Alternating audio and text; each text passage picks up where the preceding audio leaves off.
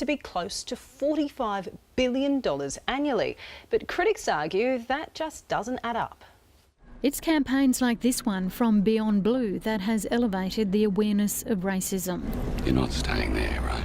I'd say the major sort of racism I've had is casual racism, sort of joking kind, that hides the sort of underbelly of more malignant sort of racism, yeah.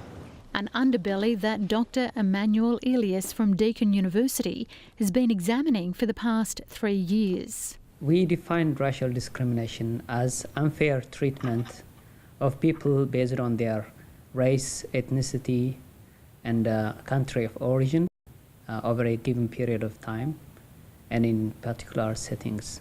His research has focused on a decade of data from 2001. Each year, the burden of disease per person is calculated by economists at over $162,000.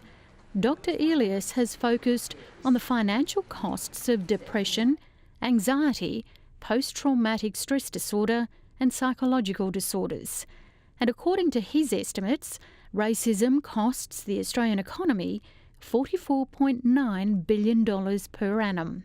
Our methodology was based on national surveys that have reported that Australians experience, to the extent of 15 or 20% of the population experiences racial discrimination.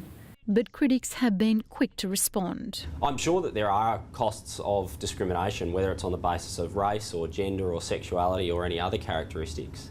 I think the problem with this study, though, is the methodology, which seriously, I think, overstates the impact that racial discrimination has. While experts might argue over the financial cost of racism to the Australian economy, talk to people on the streets about racism and the cost is far more than financial.